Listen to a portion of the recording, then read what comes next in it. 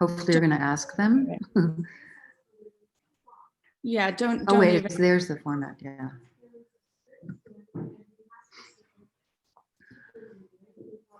Good morning, David. Thank you for all the art supplies. You're very welcome. It was nice to meet your father yesterday.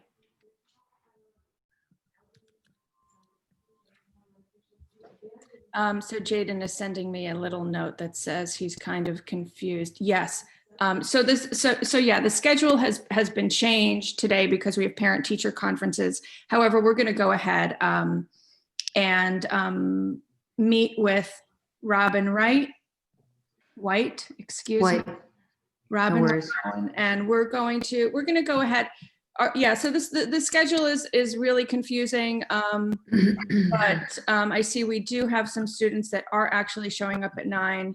Therefore, I'm just going to go ahead with our interview. And so, good morning, everybody.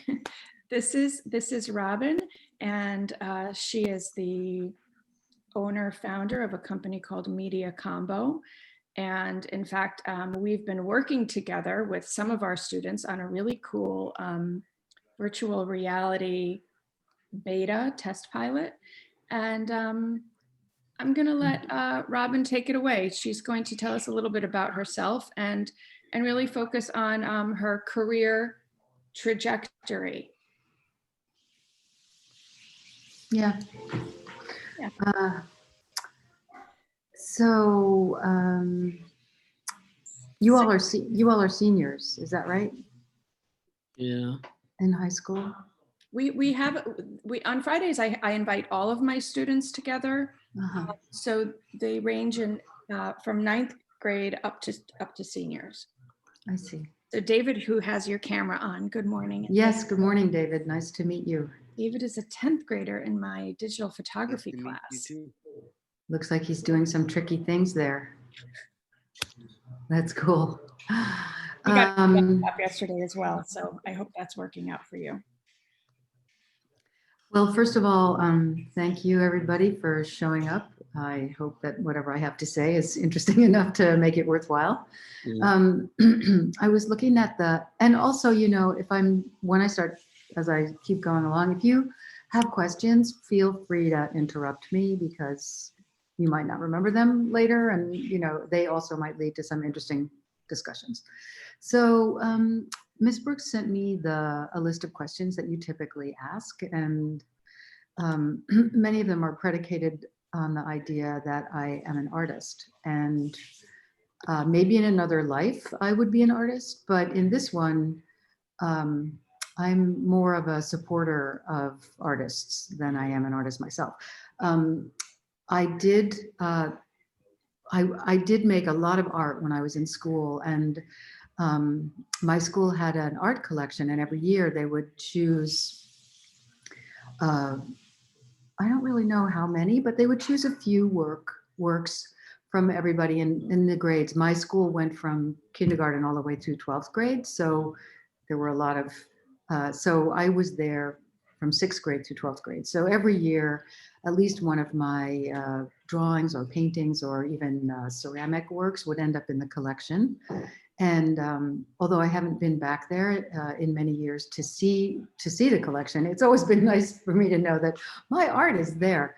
I think I would really have liked to be an artist, but to be honest, I didn't have a lot of encouragement from my parents, and I also didn't have a lot of courage to think that I could be successful. But I did love art, and I lived near the Metropolitan Museum of Art, so I used to go there after school just to hang out because, you know, my sisters were home and it was noisy and it was boring, and so I would just go over to the museum, and it was really, really empty. It was like having this giant space that you could just kind of walk around in and look at pictures, and I really loved looking at those pictures. And so I got interested in art history, and but my school didn't teach art history either. So, you know, I didn't really know what I was going to do when I graduated from high school, except for that I knew I was going to go to college, and I went to college. But my dad helped me get a summer job one time working for a graphic design company. And I spent the summer designing scarves for hair dye called Clairol, which was kind of a weird summer job, but you know, it was fine. They paid me, it was okay. And at the end of it, I remember the owner of the company said, "So, you know, what are you going to do? What are you going to be? What are you going to study?" And so I said, "Well, I'm really interested in studying art history." And he was like, "Yeah, old dead art. Why do you want to study old dead art? You want to study, you want to, it's artists and what they're doing now. That's where all the energy is and that's what's really happening. So that's what you should be doing." And being very impressionable 18-year-old, I was like, okay, maybe he has a point, you know? So And this was someone at Clairol where you were working? it was he was the guy who owned the company, the graphic design company that was working for Clairol. Yeah. You know, and so I thought a lot about what he said. And I had, you know, I went to college for a couple of years. I dropped out, then I went back, blah, blah, blah. But when it got to be time to actually get a job, I decided to try and get a job in the contemporary art world. And so I was lucky enough to get hired as a secretary at an art magazine called Art Forum. I don't know if any of you guys know it. It's Miss Brooks knows it. Okay, good. So I got hired as a secretary to the editor. It was actually, there were only like 7 or 8 people who worked there. It was a really small staff. But I, on purpose, had never learned how to type. And so I was supposed to type letters for the editor. I mean, you know, type his letters up, right, that he wanted to send to various people. But I couldn't type. So my letters were always full of mistakes. And at this time, before there were computers and it was really easy to just hit the delete key and the back key and, you know, fix everything. We were using typewriters and there was this substance that came in a little bottle. It's this white liquid called whiteout. And so when you made a mistake, you could take the little brush out of the little, you know, bottle and you could paint over the mistake. We still have whiteout. It's still around. Okay, right. So, and then when it dries, you're supposed to I type heard over of it again. But if you don't wait for it to dry and you type over it again, I can the see letter that turns out to be a huge mess. in my old. Pardon? Someone Dave, was, oh, I think David was, oh, maybe he did freeze. oh. Well, anyway, so the after about 6 months, the editor said, "Forget it. You can't be my secretary anymore. You can't type a letter." And I was like, okay. So he asked me if I wanted to go work in the advertising department and to go and sell ads for Art Forum magazine. And so I never sold anything before. It's like, yeah, sure. You know, I mean, it's a job and I need a job, so I'll take that job. And I loved working for Art Forum because it was really exciting. It was the magazine where all the artists and all the galleries really cared about, you know, showing there. So it was kind of an impressive place to be. And when I would walk into an art gallery and say, "Oh, I'm from Art Forum," people would actually pay attention, which was fantastic. So, so one day I got to fly around the country actually to talk to galleries in different parts of the country to see if they wanted to buy ads. And one day I was flying out, I was in Oakland, California, and I was meeting with somebody who owned a company that produced etchings. Do you know what etchings are, anybody? Anyone Etching? know what etching is? I don't think so. I think I heard of it, but forgot Okay. about it maybe. What do you think it is, Daniel? It's okay if it's just whatever you think. I'm trying to think, but there's many things that could be that I don't really know. It's a form of printing, you know, it's a form of making images that you can reproduce, but it's about 2,000 years old. It's a really, really old technology. And the woman who ran the company, her name was Catherine. She was just in love with etching. You know, some people are in love with painting and some people love ceramics and some people love, you know, digital art. And she loved etching. But what she used to do, which was pretty cool, was instead of working with artists that made etchings that looked like the things that came from the 19th century and the 18th century and the 17th century, she wanted to work with really contemporary artists to make etchings. So she wanted to take this very old technology and ask very contemporary artists to use it to make something. And it was kind of fascinating. So let's see. So etching it's a two-dimensional technology, but the artists that she was asking to make etchings were performance artists and musicians and people who made conceptual art. So they were people who, if you're a performance artist or a musician, your art is time-based and it's not visual, right? It's not flat and two-dimensional. She was asking people to think differently and have those ideas turn up in Is this this other. a woman that you were that worked at Art Forum? No. She has a company. It's called Crown Point Press, and it still exists today. And so this was at the end of the 70s, actually. Okay. And it's in San Francisco, and they work with very, very well-known artists in the art world. And I have no idea if you would know any of their names, but you might have heard of Marina Abramovich, for example. She had a huge show at the Museum of Modern Art several years ago. Mm-hmm. And performance artists. You should look these people up. It's amazing. Chris Burden, Vito Acconci, Yes. Laurie Anderson is somebody you might know. Yes. Well, I know these people, but I'm also. Well, if you take the subway, like say, for example, if you get off at the 77th Street subway stop on the IRT, the number 6 line, the art that's in that subway station is by an artist called Robert Kushner, and he's also one of the artists that she worked with.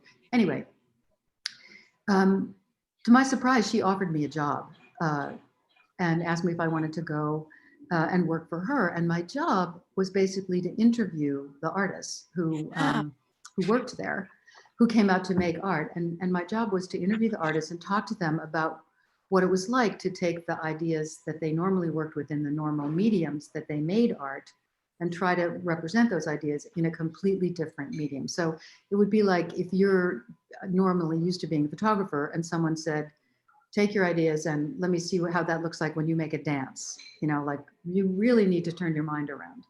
And so that was like, of course, I would love to interview artists. So I moved to California and I did that for 2 years. But before I moved there, while I was still working at Art Forum in New York, my new boss, Catherine, she gave me my first assignment. And my first assignment was to interview a very famous, well-respected musician called John Cage. And John Cage was famous for using chance, just chance, as a sort of organizing principle for his work. And so instead of making very conscious decisions, I'm going to go out and I'm going to, take a photograph of, I don't know, the ducks in the lake or the dogs, playing in the park. He would use something called the I Ching, which is a Chinese game of chance, and he would throw these coins, and whatever the coin said to do something, that's what he would do. So I figured, fine, he's obviously very open to possibility, to whatever is going to happen, right? So I went out, I studied really hard. I flew out to California. I did this interview with him at Crown Point when he was making his etchings. And, but I had never interviewed anybody, and I certainly had no idea how to edit an interview. So I called up an old boyfriend who was a journalist and said, hey, could you help me edit this interview? So he did. And so I sent it back to John Cage. And John Cage said to my boss, this is the worst interview I have ever read, and I will not allow this to be published. And so I was like, first of all, what happened to this egoless chance approach to life, And secondly, I said to Catherine, hey, if you don't want to hire me, that's okay. I'll stay in New York. They haven't replaced me at my job yet. And I understand, right? Anyway, it was terrible. I was so humiliated. I just thought I would die. Why do you think it was so terrible? Because of what you did, or because of what the boyfriend editor? No, I think it was the editing, because the things that he said in the interview were things that he said all the time. It wasn't like I uncovered some new gem of something, right? Really. And I don't know. My friend he had turned it into a journalistic article instead of an interview. I guess that was the problem. Anyway, I was too intimidated to even ask what was wrong with it. I was just, Oh, wow. oh, God, forget it, But Catherine said, no, don't worry about it. I'll edit it. So I said, okay, fine. So I moved to California and I worked there for 2 years, and I did about 30 interviews with artists, and they were published. And actually they're still quoted today. And it was really one of the best, obviously, jobs I ever had. It was so cool to be able to talk to artists all the time about their ideas and what they do and what they think and how that comes out in their art. Because art, it's a form of communication, and all of you guys and girls, if you're, you turn out to be artists, it's because you have something you want to say, and that's important. We all need to hear those things. So at anyway, this point you're at, so you're on like your 4th job, right? Actually, it was, let's see, I had some jobs before I took the Art Forum job, but they were just kind of like summer jobs or not important jobs. So this was actually only so technically my second employer, but my 3rd job. But what happened was that for me, after a couple of years,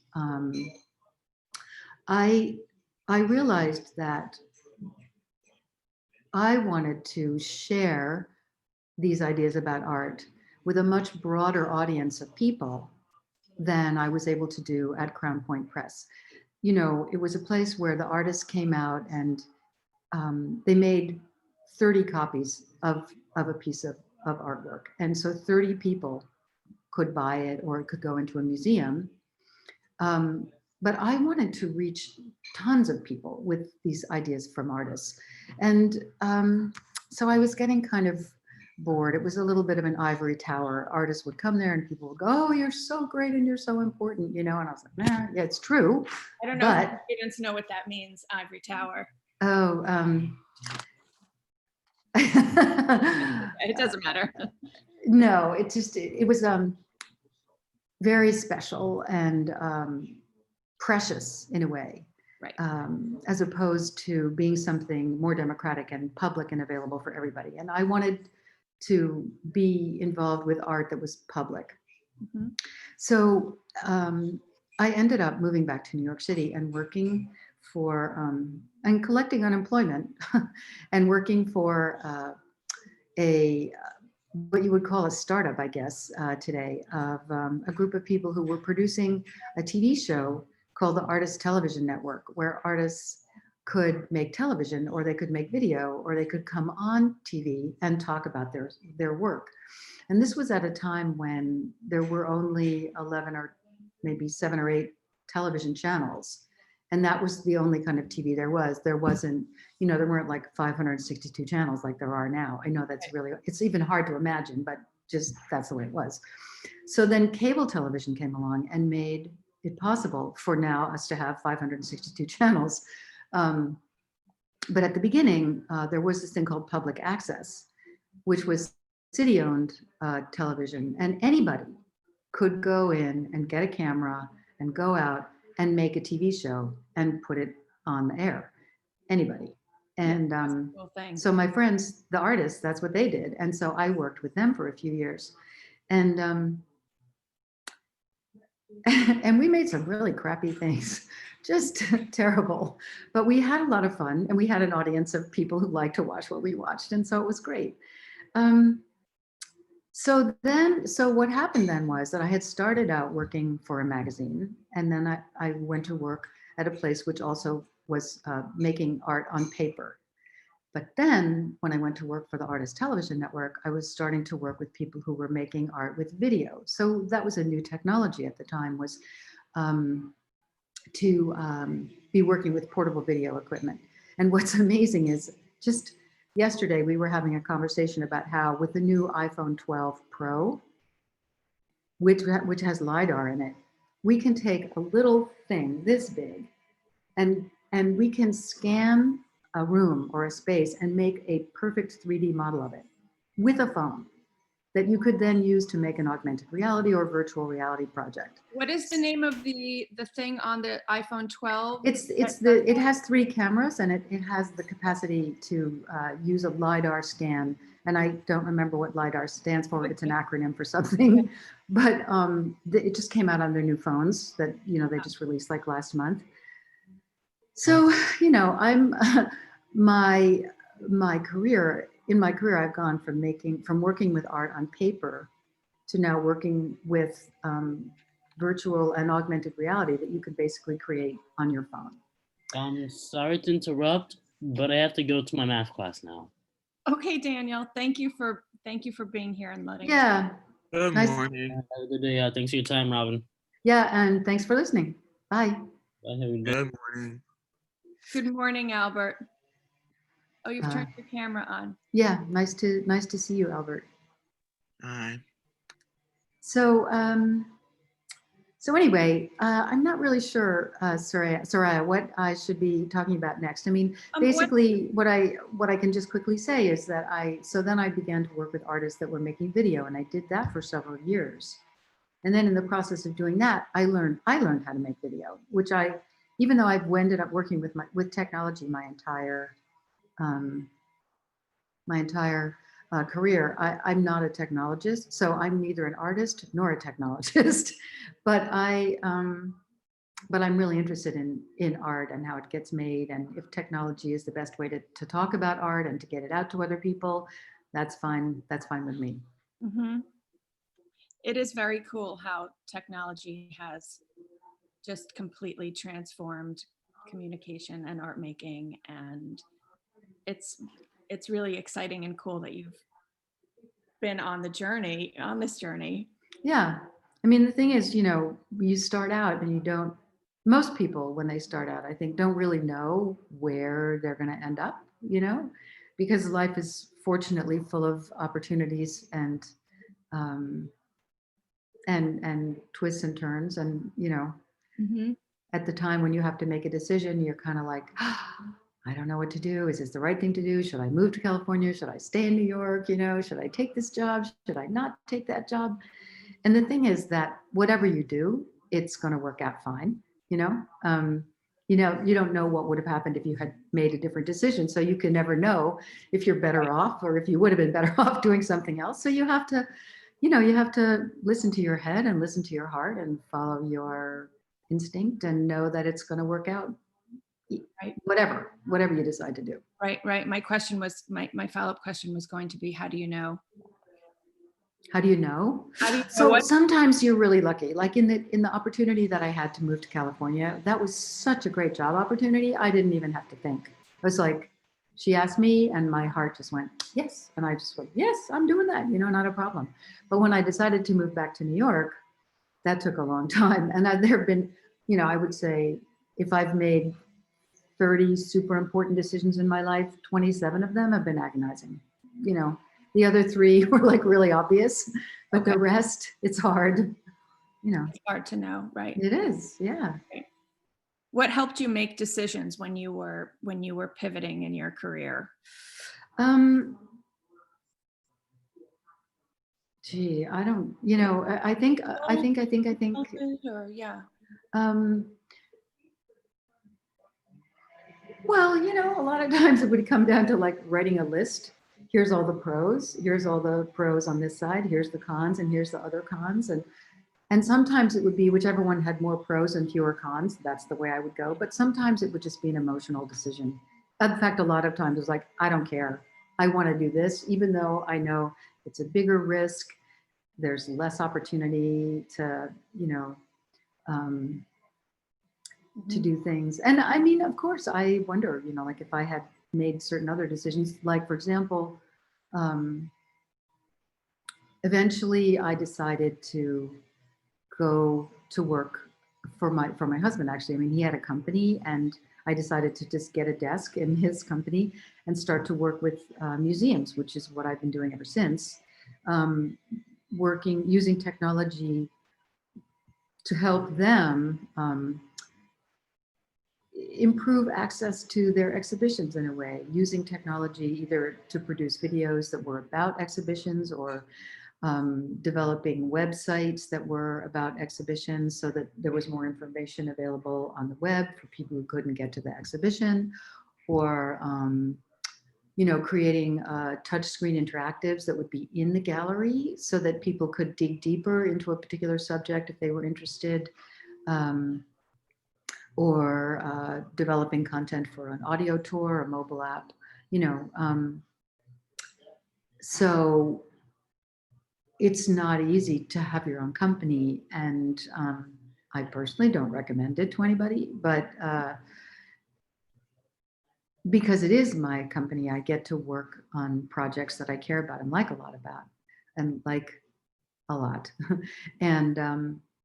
And so that's the value of doing that kind of thing. I mean, you can work for somebody else and you can have over and over again, you can have a great life. But I mean, at this point, I think we all have to face the fact that whatever job you end up doing, whether you're, especially if you're working for somebody else, you might not be doing that job for the rest of your life. You're going to have to be constantly, actually, and I don't mean to say that in a bad way.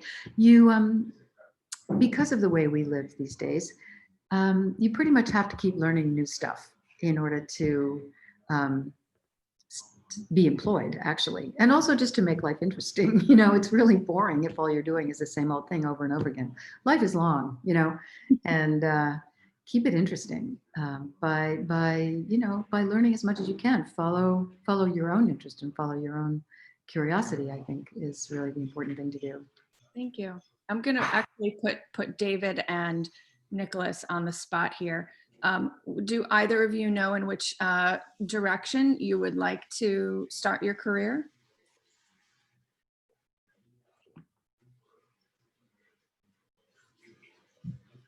David? Yeah. What do you think? How would you answer that question? Do I really know what career I want to be in? Yeah. Have you given it any thought? Well, yeah. I always thought of going to college so it could be like, those mechanics who work for those huge big companies? Those What kind of those huge car mechanic, like, dealerships? I'm sorry, what? Those mechanics who work for car dealerships? Oh, Yeah, like at Lexus and stuff like that. oh, because you're at the automotive high school, right? Right. Yep. There was a name change. We were called Automotive High School, but we've recently changed to ATech because we're trying to Be more than one thing. Right. Exactly. Is that what drew you to our school, David, was the automotive program? Yeah. Cool. Yeah. Yeah, you can think about driverless cars and how you can be managing those. That will be a big job. But the thing that's interesting is about that is that those rely a lot on computers and technology and artificial intelligence. So being a mechanic on a car is going to involve a lot more than just understanding wrenches and engines and things like that, I know of two, I believe it's BMW and there's another automotive company. I don't know, maybe that they use the virtual reality and augment in order to diagnose what's happening under the hood. Yeah, they use, I think, augmented realities a lot for that. But what else is interesting about cars and mechanics is like design, because the way that things work is really dependent a lot on the way they're designed. And that's both visual and mechanical, and computer driven as well. So there's a lot of different aspects to being a mechanic or thinking in a mechanic's brain, about cars. To be a designer as well as a mechanic. Yeah. What's nice, I think, is that now thinking in a more interdisciplinary way with many different threads coming together is more commonplace. Yeah. Where when I was starting college, it was very compartmentalized. So might not like that anymore. Show us a little bit about, I'll let you share the screen and maybe you can talk to us about what MediaCombo is currently working on and, or Sure, I can. You know, Yeah. I can share the screen. I don't have, you know what I'll do? I'll just like, yeah, let me just go here. I've just been attending a museum conference. This is the Slack channel. Let me go here. This is something else. Hold on a second.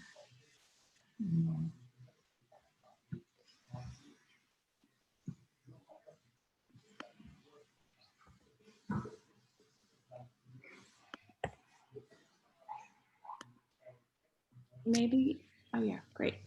So this is our website, and this is information about some of the projects that we've done. So as I said earlier, you know, we, as I started out working with artists, working in print, and then ultimately became a producer of video myself. And now we're doing virtual reality projects and augmented reality projects. And this is a game that we built for the Second Avenue subway. In Manhattan, as you probably all know, the Second Avenue subway opened about 2 years ago, but it was being built. It actually is an idea that took 100 years to actually build. It started, it stopped, it started, it stopped, it started, it stopped, and eventually, I think in, let's see, about 2008, it started for real. So it took about 12 years to actually build this extension of the subway from 63rd Street and 2nd Avenue to 96th Street. So it took like 12 years to go 33 blocks. But anyway, they did it. And while they were building it, they had the city had an office, the Metropolitan Transit Authority had an office, a storefront actually on 2nd Avenue and 84th Street, where they invited people, as you can see here. They set up these iPads, and these monitors were slaved to the iPads, so that or connected to the iPads, so that you could do things on the iPad and it would show up here on these large screens. And they had several exhibitions on these iPads that talked about the history and the technology, like how you build a subway, what's involved in it. Had some amazing, cool videos of these giant tunnel boring machines that actually create the subway tunnels. The machine itself is the size of the entire subway tunnel, and it bores through the solid rock that is underneath the surface of the island of Manhattan. It's amazing to build the subway tunnels. And so there were these things, and people would come in and they would have this, and they would have community meetings back there and talk about, you know, people would complain, oh, you're making too much noise. And, you know, every time you dynamite some more thing underground, everything in my apartment shakes and it's horrible and I hate this and blah, blah, blah. There were a lot of complaints about it. But anyway, so this project was funded by the Metropolitan Transit Authority Capital Construction. And the head of that Capital Construction company had been in France. He had been in Paris, where they also have a subway called the Metro. And apparently their Metro had developed a game that would allow people to pretend to drive the subway. And the head of the MTACC thought this was so cool. And since we had made these iPad projects, he said, oh, could you build me a sim game? And so that people could pretend to drive the 2nd Avenue subway before it's open. And so we said, of course, even though we had no idea how to do that. That's cool. So this is one of the things about business and about any opportunity these days, no matter where it comes from. If someone offers you an opportunity and you want to take it, just say yes. You can always figure out how to do it after, you know, just say yes. Yeah, great So I called up a couple of friends of mine and I said, hey, you know, do you want to work on this project with me? And they said, sure. So we built this game. You can see here, this is a controller. So it's a physical controller that controls a video game.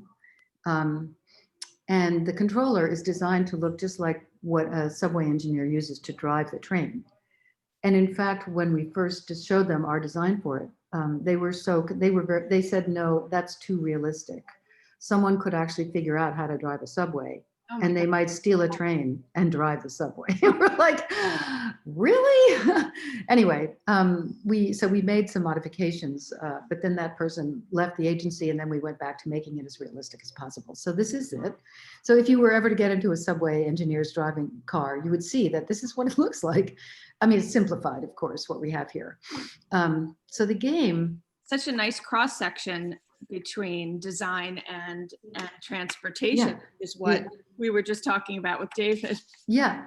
So I can show you a little video of how the game, this is what the game is. And you can see how realistic it was. We used the same technology, which is as people use to create virtual reality. So Unity, Unreal, and this was actually CryEngine, which is another virtual reality platform. And we designed it so that it looks very realistic, as you can see here. I don't know if you guys have ever taken the subway, but you've obviously taken the subway a million times, so you know what a subway looks like. What we did was here, I think I can do this. Hold on. Yeah. Cool. Yes. We create this thing here. It says passenger mode. So our subway ride has a passenger gauge here, and you can tell whether your passengers are happy or unhappy with the quality of your driving. So it's a game, and it's a competitive game, and the purpose of the game is to see how safely and quickly you can drive the train, stopping right at the subway platform, not going too far, not coming into the subway far enough, the station, opening the doors on the right side of the train as opposed to like the wrong side. You can see here on the right, there's the duplex pressure gauge, the off, the run, I can't remember even what that stands for. Here's the doors are closed and locked symbol. Here's the speedometer, so you can see how fast you're going. I love the mood meter. That's wonderful. Yeah, so of course, that's the only thing that doesn't happen in real life. But what happens is, so you play the game, and at the end of the game, you get a score based on all of the factors that I've just outlined. And then there's a leaderboard. And so this game is installed at the 2nd Avenue Subway Community Information Center, which used to be at 84th Street and 2nd Avenue, and now it's up at 125th Street and Park Avenue, because they're building the next, or they will eventually, if they ever get any money again, build the next phase of the 2nd Avenue Subway, so that you would actually be able to go all the way from Coney Island to the last stop on the Metro North train, basically, or in one ride. You would have to switch at 125th Street to get on the Metro North train, but you could go, all the way from Coney Island to like halfway upstate New York. Right. It's pretty cool. So I'll play this for you. It's 2 minutes and 22 seconds, but I think you'll enjoy it. Yeah, thank you. Can you hear? No, Okay. the audio is. The audio is the important part. Maybe. Oh, I know. You know what I'll do here? Now you'll be able to hear. Because of train traffic ahead of us. Yes? We Yeah, thank you. for any. Hold on. Ladies and gentlemen, we are delayed because of train traffic ahead of us. We apologize for any inconvenience. So you can see the train ahead. Right. You can see the people on the platform.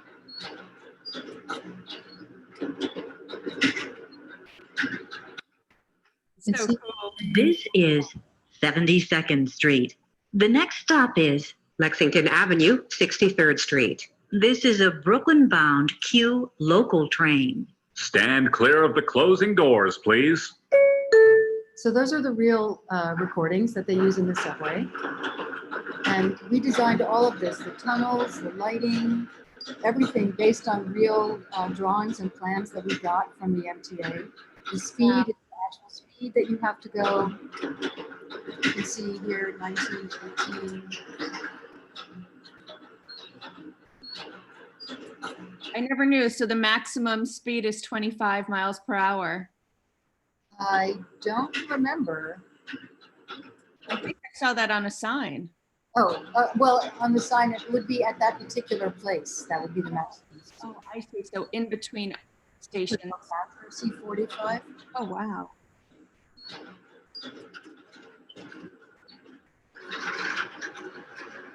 See, it's going 40 miles an hour there. You look fast. This is great. This is Lexington Avenue, 63rd Street. transfer is available to the F train. This is a Brooklyn-bound Q local train. Stand clear of the closing doors, please. So they wanted us to show that. So here's what happens now. It tells you how long your trip was. Here you can put your initials and you put your score in. Oh, wow. So kids, classes come to the Did you say this is currently located at where is this currently sitting? it's, well, right now at the Community Information Center that's up on 125th Street. And of course, that's not open at the moment. Right. But what was interesting about it was that it was the most successful thing that they had at the Community Information Center, and teachers would bring their kids to, classes would go there and the kids would all get to play the game. And they had a competition actually about 6 months after we opened it with people in age ranges like 8 to 12, 12 to 18, and 18 and over. So it was something that appealed to everybody, and they had this competition and they gave away prizes and people would take it so seriously. The two competitors from the 8 to 12-year-olds, when they came in with their moms, the two finalists, we went there to watch this. And one of the moms was saying to her son, now go to the bathroom now so that you don't get distracted when it's your time to play the game. It was great. So, this was a wonderful project to work on, and it really, it's very realistic, as you can tell. I mean, the people look a little weird now because we built this in 2015, but we also then went ahead and built them a version to play on a laptop, which they could take to street fairs and stuff, so they could explain what was happening at the Second Avenue subway, and That's yeah. so cool. And we would have never. If I had said, I don't really know how to do that, we would have never had the chance to do it. So you just have to be open and be ready and, have faith. Yeah, agreed. That you can do stuff. David or Nicholas, do you guys have any questions about this particular project? I was wrong. No. What? David, what did you think? What did you think about what we just saw? It was very interesting. Like with the train and all that. Mm-hmm. What was most interesting to you? Most interesting about the game? Yeah, or what you just saw. I think the most interesting fact was the way how they had to handle the speed. Mm-hmm. And how they always had to stop, and how like when it showed yellow, they had to. It kind of worked like how it's like on the road with a green light, a red light, or a yellow light. So it seemed very real. Mm-hmm. What was interesting for me about it was that, I never really stopped to think about how complex it is to drive a subway. There's a lot of things that you have to really be paying attention to. Obviously, you've got people's lives at stake when you've got, subway trains some cars can carry 250 people. Really? Yeah, they're very, of course, these days, fortunately, it'd be nice if it's like at the most 30 people, but yeah, anyway. And so this is another project that we worked on. This is a lot more recent. We went to a museum in Pittsburgh called the Carnegie Museum of Natural History. And we we used virtual reality technology to capture an exhibition. Actually, I can take you there. Hold on. Here's the desktop version.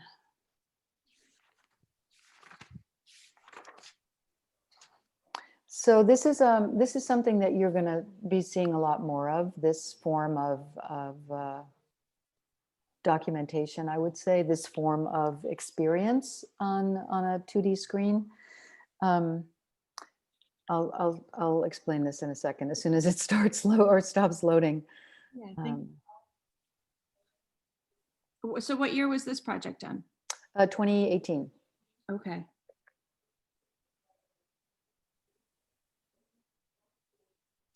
So that's the museum that we did the work for. That's who funded it. And we're gonna Explorer. Yeah, we'll just start the experience. All right, so I'm gonna skip this little intro video. Okay. So we used a technology that allows a camera, which I can show you in a minute. And we took 109 360-degree still photographs in this space, which is about 7,000 square feet. And then those photographs got stitched together, and then they were put into the software called Unity to create a spatial experience that you can move through. And when you're wearing a VR headset, you are really quite immersed in this space. It's really all around you. Here on a 2D screen like this, you don't quite get that same sense of immersion, but the purpose of this kind of experience is to take you to a place and make you feel like you're there. So if we go to, so these were the different sections of the exhibition: introduction, orientation, human diorama, evidence. This was an exhibition about the human impact on the environment and its connection to climate change. So the introduction sets this up, and the orientation was a pretty interesting section. We're going to go there now. Okay. What you are going to see here is, you see how I can scroll around, and it's a 300, this is one 360-degree image. So if you were standing in the space and you looked all the way around you, this is what you would see. And actually, if we go over here, you can go to where those little things are. So here, in the exhibition, they asked visitors, do you think humans have had an impact on the environment? And if you said yes, you could take, these are corks from wine bottles. You could pick up a cork and you could put it in the yes box, the not sure box, or the no box. And here you can actually do that. So if I say, do you think humans have had an impact on the environment? What do you think? Yes, not sure, or no? Any of you guys? I'm going with yes. What do you think, David?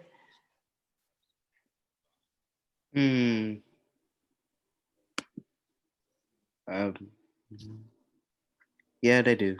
Okay, so I don't know about you, Nicholas and Dante, but I got 2 yeses. Anybody have a no, or does everybody agree? Yes. Yes, okay, so that's 3. All right, so we'll go yes. Now you can see 54% of the people who came to the exhibition at the beginning, when they first entered it, thought yes, some weren't sure, and fewer said no, we haven't had any. So now we're gonna go, this is kind of a cool thing I can show you here, a piece of information here. Oh, okay.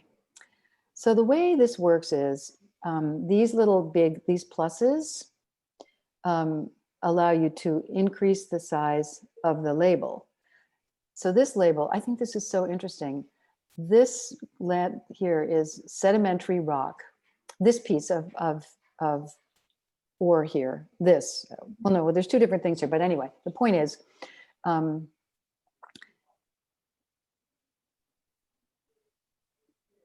you know what? They have the, interesting, hold on. It's like, this one. All right, no. So maybe these are switched. Yeah, this is what I wanted to show you. So this rock over here, this little piece here, is called plastiglomerate. And it's going to be a marker in the rock record for future geologists who are identifying this new period of geologic time that we are in, called the Anthropocene. And the reason it's called the Anthropocene is because humans, the anthro, have had so much impact on this period of time. It's a fusion of plastic and natural materials like seashells or sand or wood. Wow. As plastic does not biodegrade, these objects will survive or may survive as future fossils, a marker in the time of Anthropocene. So what you see here, this is, I think, the, well, it looks like it could be the Grand Canyon, but actually, I guess it could be, I don't really know where it is. It does look like the Grand Canyon. But the point about it is, what they're saying is that all of these lines, and I'm sorry, my cursor has turned into this big white circle, but the lines represent periods of time. You can see this one's called the Bright Angel Shale, 530 million years old. As they get closer to the top, they get younger, of course. And so what we're looking at now is this period of time where plastic is going to be in the record of the Earth. One of the layers. Yeah, one of the layers. And I just thought it was so interesting that it actually has a name, plastiglomerate. Anyway, we can go over here. So if we were to actually physically be in this space, Yeah, it's going to look exactly like this. it's going to look just like this. And this is, these are animals, obviously. But what I'm looking for is something more. Whoops, sorry, hold on. Come back here. Ugh. So I'm curious about how this pandemic and everything being closed and all of us needing to stay away and shelter in place, sort of, how does that play into what? Well, it's a really good question. Because so now, I mean, many museums, speaking specifically about museums, are turning to this kind of technology to create experiences for people who can't go to their museums anymore. Right. I want to show you something. So up here, this thing, do you have any idea what that is stuck up there in the ceiling? Does it look like anything you recognize? I think I do, but I want to see if Dante, if one of my students can tell me, what do you think that object is? Or David, I see your mic is off. Or Dante, It's very, it's something very common. can you guess what that is? Or do you Not recognize? sure. What do you think, Dante? I think it's a device. Mm-hmm. Maybe Robin, if you change the angle, he'll get a better. Yeah, maybe we can get a little closer to it. Hold on, let me see if I can. From far away, I was able to figure out what that was. There you That's go. not I'm not sure that's, I don't know, is that a better angle? Yeah, yeah. Dante, what does it look like now? Looks like